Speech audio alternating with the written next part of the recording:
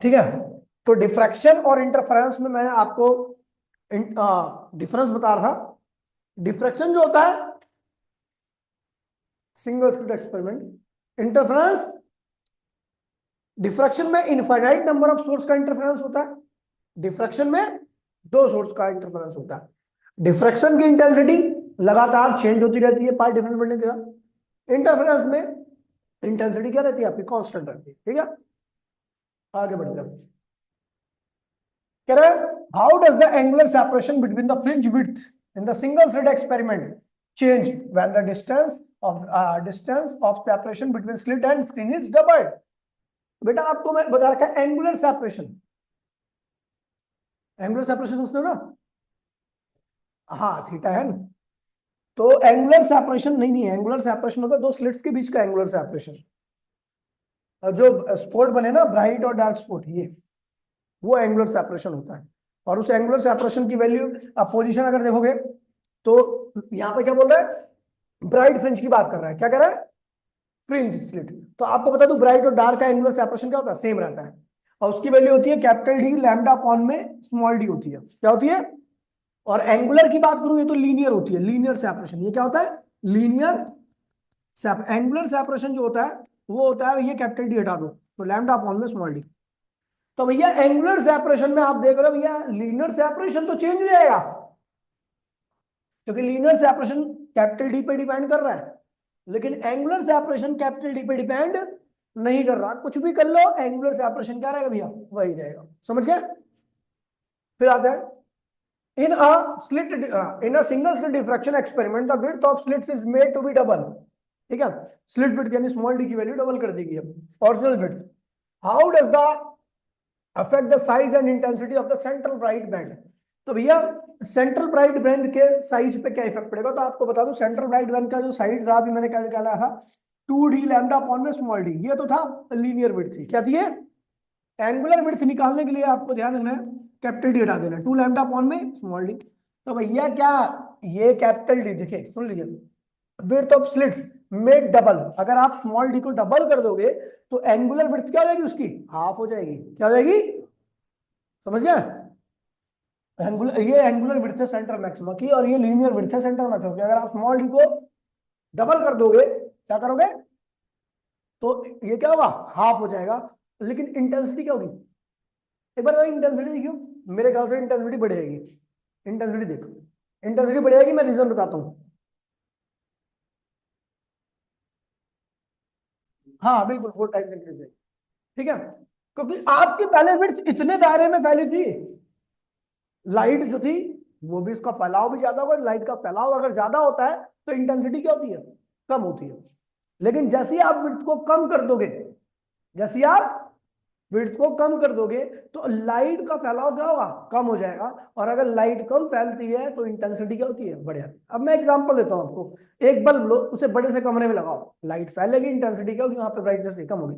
लेकिन वही बल्ब अगर छोटे सी रसोई में लगा दो तो इंटेंसिटी क्या होगी, ज्यादा रहेगी। समझ गए, तो इस चीज को ध्यान रखना। आगे बढ़ते, अब 4 टाइम इसमें डायरेक्ट रिलेशन नहीं होता। हाँ, इसमें डायरेक्ट कोई रिलेशन नहीं है। ये एक फॉर्मूला होता है, अगर आप देखोगे ना, पहले आता था फोटोमेट्री।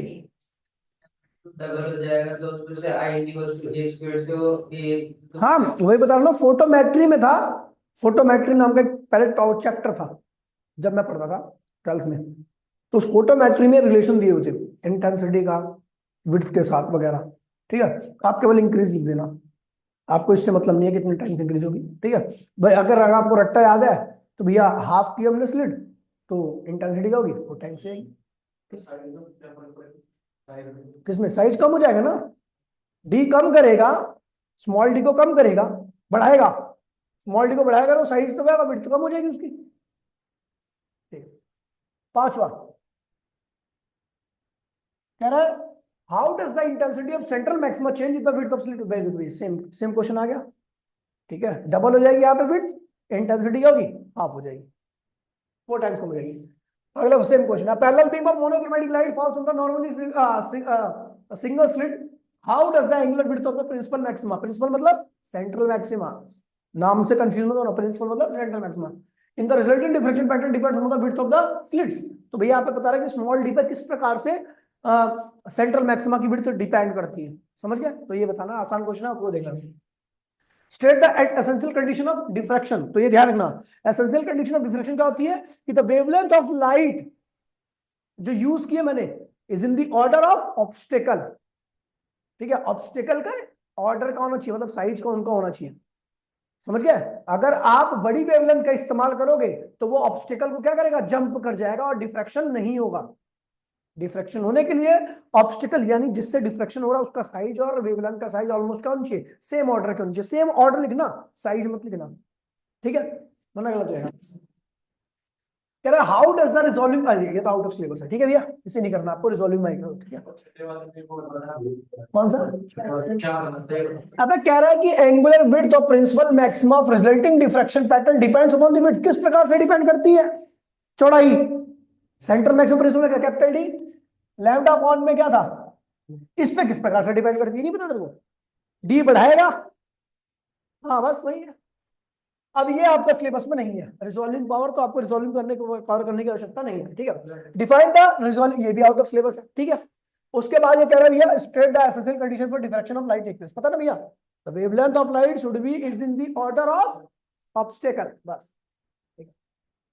अब इसमें आपको बहुत सारे टॉपिक जो होंगे वो आउट ऑफ सिलेबस मिलने वाले हैं, ठीक है, ठीक है। द रे ऑप्टिक्स एज, देखिए सुन लीजिए, आगे वही Fresnel distance out of syllabus है ना भैया। द टावर ऑफ, ये भी आउट ऑफ सिलेबस हो गया, ठीक है।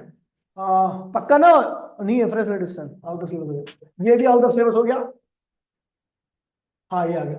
कह रहा है भैया the principal beam, the parallel beam of monochromatic light falls normally on the narrow slits of width a, produce the diffraction pattern on the screen placed parallel to the plane of the slits, ठीक है। using the Huygens principle to explain what central maxima twice the width of the order of the, देखिए भैया सुन लीजिए, कह रहा है कि भैया हमें ये प्रूफ करना हाइगन प्रिंसिपल के थ्रू कि जो आपके सेंट्रल मैक्सिमा की विड्थ होती है वो क्या होता है भैया, डबल होती है नॉर्मल मैक्सिमा से। तो वो मैंने आपको बता दिया।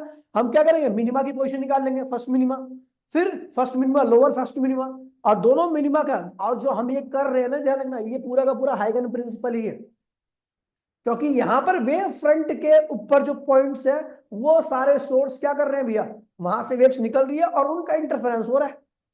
तो वेव फ्रंट वाला कंसेप्ट किसका है, हाइगन का। तो यानी यहाँ पे जो मैक्सिमम सेंट्रल मैक्सिमम बन रहा है वो भी क्या है, हाइगन के थ्रू ही बन रहा है, समझ गए? तो आपको फर्स्ट मिनिमा की पोजीशन पता है, आपको फर्स्ट लोअर मिनिमा की पोजीशन पता है, और दोनों मिनिमा की पोजीशन को अगर आप माइनस करो तो क्या मिलेगा, सेंट्रल मैक्सिमा की विड्थ आएगी। और वहां पे आप देखो सेंट्रल मैक्सिमा की विड्थ क्या होगी, नॉर्मल मैक्सिमा की विड्थ से क्या है, ट्वाइस होती है। ये प्रूफ कर दिया हमने, पीछे मैंने बताया नॉर्मल मैक्सिमा क्या होता है, दो कंसेक्यूटिव मिनिमा को माइनस कर दो, और सेंट्रल मैक्सिमा के लिए अपर फर्स्ट मिनिमा, पॉजिटिव मिनिमा, और फर्स्ट लोअर मिनिमा, उन दोनों को माइनस कर दो। तो वहां पे आप देखोगे कि उसकी आ रही है लैम्डा कैपिटल डी अपॉन में स्मॉल डी नॉर्मल मैक्सिमा की, और जो सेंट्रल मैक्सिमा की आ रही है 2 लैम्डा अपॉन में, समझ गए? कह रहा भैया देखिए, हाँ ये भी क्वेश्चन काफी ज्यादा बार आ रखा है, कंसेप्चुअल क्वेश्चन है। Diffraction is common in sound and not common in light, why? आपको बता रखा होगा, याद है आपको? हाँ बिल्कुल, क्योंकि साउंड की जो वेवलेंथ होती है वो काफी बड़ी होती है, और हमारे आसपास के ऑब्जेक्ट भी क्या होते हैं, बड़े बड़े साइज के होते हैं। तो बड़े साइज का आपको पता है डिफ्रैक्शन कहाँ पे होता है, जब दोनों एक ही ऑर्डर के हो। तो बड़े बड़े साइज से आसानी से साउंड क्या होती है, डिफ्रैक्ट हो जाती है, और मेरी आवाज आप आसानी से फर्स्ट फ्लोर पे सुन सकते हो। इसका मतलब लाइट डिफ्रैक्ट होकर के वहां पे चली गई है, लेकिन लाइट, सॉरी साउंड, लाइट जो होती है अगर मैं इस कमरे में चलाऊंगा तो वो लाइट ऊपर नहीं जा सकती, क्यों? क्योंकि भैया उसका डिफ्रैक्शन नहीं होगा। डिफ्रैक्शन मतलब कि ऐसी जगह पर भी चले जाना जहां पर पॉसिबिलिटी कम हो, समझ गए? आगे बढ़ो। In a single slit diffraction experiment, ठीक है, the slit width may double that the original width. What would happen to the size of intensity of center? ये तो हो गया भैया, सेम ही हो गया। चलो, state with the reason how would the linear width of central maxima change? ये भी भैया पता है, central maximum linear width क्या होगा, 2 कैपिटल D लैम्डा अपॉन में स्मॉल d। अब वो किस प्रकार से चेंज होगी, यदि monochromatic light yellow light replace by the red light. Yellow light की वेवलेंथ क्या होती है, कम होती है, रेड लाइट की वेवलेंथ क्या होती है, ज्यादा होती है। और आप जानते हो वेवलेंथ पे किस प्रकार से विड्थ डिपेंड करती है, डायरेक्टली, ठीक है, डिस्टेंस, हाँ लैम्डा, ठीक है। Distance between the slit and screen is increase, यानी कैपिटल डी को बढ़ा दोगे तो लीनियर विड्थ क्या होगी, चेंज होगी, एंगुलर विड्थ चेंज नहीं होगी, ध्यान रखना, ठीक है। अब देखो कितने आसान क्वेश्चन है, और आपको बता रहा हूँ पहली बार अगर आप इस बुक को छोड़ करके पहली बार अगर इस क्वेश्चन को देखोगे ना, आपको बहुत मुश्किल लगने वाले हैं। इसलिए मैं आपसे बार बार रिक्वेस्ट करता हूँ, बेटा क्लास में आ जाओ, मैं पढ़ा रहा हूँ, मैं टाइम नहीं खराब कर रहा, ठीक है। चलो आगे बढ़े।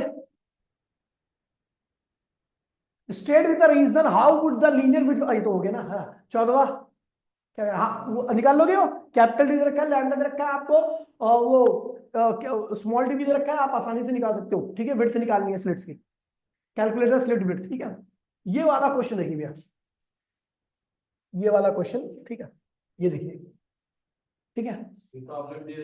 हाँ हाँ, ये टेस्ट में आता है, अच्छा क्वेश्चन, एक बार चलो ट्राई ट्राई करो बड़ी, एक बार तुम ट्राई करो जो क्वेश्चन बता, कह रहा स्लिट विड्थ तो ए is illuminated by the light of wavelength कितनी है, कितनी, what will be the value of slit width small a, अच्छा स्मॉल ए की वैल्यू होगी, first minimum false on the angle of diffraction 30 degree, यानी एंगुलर पोजीशन है बेटा, ये क्या है, इसकी बात कर रहा है मिनिमा की, और फर्स्ट मिनिमा, अगर आपको एंगुलर पोजीशन का फॉर्मूला पता होगा, मैंने बताया था थीटा इक्वल्स टू में एन लैम्डा अपॉन में स्मॉल डी था,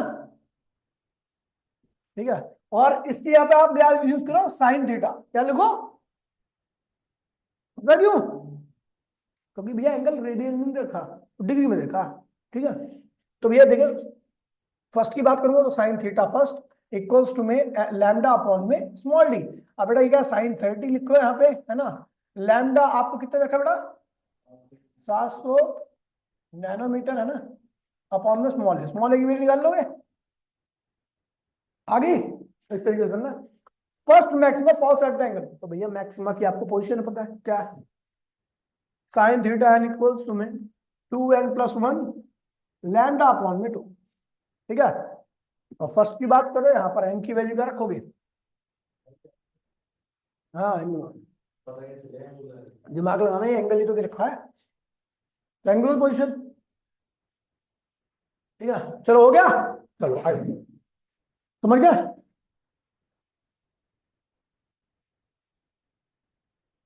ये भी आसान क्वेश्चन है, ठीक है, स्लिट विड्थ निकालनी है, इसमें कुछ दे रखा है, ठीक है। ये भी सेम, ऊपर वाला नीचे वाला क्वेश्चन सेम है, ठीक है, ठीक है। उसके बाद ये वाला क्वेश्चन अगर है स्लिट ऑफ विड्थ ए, ये वाला तो सेम क्वेश्चन है, जेई में आया था भाई, कौन सा, ये भाई साहब से, तुमने जेई का पेपर दिया था, ठीक है। पेपर कहाँ से देख लेगा, पेपर तो ऑफलाइन आते ही है, अब है इस बार ऑनलाइन ऑप्शन था। Slit width A illuminated by red light of wavelength जितना देखा, what is the value of, तो भैया ठीक है सेम क्वेश्चन है, अभी जो पीछे कराया मैंने वही है, एस्टिमेट द डिस्टेंस आउट, ये आउट ऑफ सिलेबस हो गया, ठीक है, फ्रेसनेल डिस्टेंस के ऊपर है, क्योंकि अप्रोक्सीमेशन गुड होल्ड गुड कह रहा है, याद है ना आपको, फ्रेसनेल डिस्टेंस वो डिस्टेंस होता था जिसके बाद आपका क्या होता था, अगर डिस्टेंस उससे ज्यादा है तो वेव ऑप्टिक्स लगेगा, डिस्टेंस उस तक है उससे कम है तो रे ऑप्टिक्स, ठीक है। ये सेम आउट ऑफ सिलेबस हो गया, ये भी आउट ऑफ सिलेबस हो गया, ये भी आउट ऑफ सिलेबस हो गया, ठीक है। Slit width of D is white light, ठीक है, what is the value of first maxima, ठीक है, point P, value of the wavelength of the first, ये वाला ट्राई करो पहले, 28वां जरा ऊपर जल्दी करो, बताओ 28वां ट्राई करो, ठीक है बेटा, क्वेश्चन नंबर 28वां देखो, ये 28वां ना, कह रहा भैया the width of A is illuminated by the white light for what value of A the first maxima, आसान क्वेश्चन है यार, ये तो कुछ नहीं है, मैं तो सोच रहा हार्ड, हाँ दो वो बनेंगी, दो कंडीशन बनेंगी, दो इक्वेशन बनेंगी, दोनों को डिवाइड करना पड़ेगा, थोड़ा देख लेना सोल्यूशन में आराम से समझ में आएगा, ठीक है। Compare and contrast the pattern which seen the two coherent in coherently illuminated narrow slits in the wide SC experiment that seen coherently produced by the diffractor. Compare and contrast the pattern which is seen with the two coherently illuminated narrow slit in wide SC with that seen from the coherently illuminated by a single slit produce the diffraction. मतलब वही कह रहा है कि भैया एक तरह से प्रकाश डालो, ठीक है, डबल स्लिट और सिंगल स्लिट कि पैटर्न में क्या डिफरेंस होता है, ये कह रहा है क्या है, थ्योरी है ना, इसकी थ्योरी पढ़ के बताइए। क्या बना ना, वर्ड इंटेंसिटी कांस्टेंट होगी डबल स्लिट में उसकी, वही मतलब इसको लिख भी दो, अगर आप नहीं बनाओ फिर भी लिख दो तो हो जाएगा आंसर। ठीक है, आप देखिए इसको एक बार ट्राई करना आप लोग, ठीक है, ऊपर है ना, इंटरफेरेंस पैटर्न और डिफ्रेक्शन पैटर्न और साथ में डायग्राम। हाँ तो बस वही लिखा ना इंटेंसिटी वाला लोचा। ठीक है, अब इसके बाद आपके और जितने भी मैं बता दे रहा हूं आपको, ठीक है, जो ऑनलाइन बैठे हैं, आपको जहां पे भी रिजॉल्विंग पावर आ जाए, चाहे कंपाउंड माइक्रोस्कोप की चाहे टेलीस्कोप की, जितने भी फ्रेसनल डिस्टेंस वाले क्वेश्चन आ जाए, जितने भी पोलराइजेशन के आ जाए, जितने भी ब्रोस्टर लॉ पे आ जाए, ठीक है, पोलराइजेशन, ये सारे टॉपिक आपके आउट ऑफ सिलेबस है। डॉपलर इफेक्ट भी नहीं है, डॉपलर इफेक्ट तो हो गई नहीं इसमें, ठीक है भैया, ये सारे इसके नीचे के जितने भी, ये ट्राई कर लेना, यहाँ पर भी कुछ आउट ऑफ सिलेबस मिलेंगे आपको, ठीक है, और नीचे जितने भी आने वाले हैं वो सबके सबके आउट ऑफ सिलेबस टॉपिक है। ठीक है, सब पोलराइजेशन, ब्रोस्टर लॉ, मैलस लॉ और रिजॉल्विंग पावर के ऊपर बेस्ड क्वेश्चंस है। ठीक है, तो वो आपको नहीं करने हैं, ठीक है, आपको केवल यहीं तक करना है, यहाँ तक। ठीक है, उसमें भी आपको वो वाले क्वेश्चन नहीं करने जो रिजॉल्विंग पावर है उसके अंदर। ठीक है, अभी मैं आपको रे ऑप्टिक्स की पीडीएफ भेज रहा हूँ, शाम को मिलते हैं रे ऑप्टिक्स करने के लिए। टाटा बाय बाय, जय हिंद, जय भारत। हाँ हाँ, 5 5 बजे।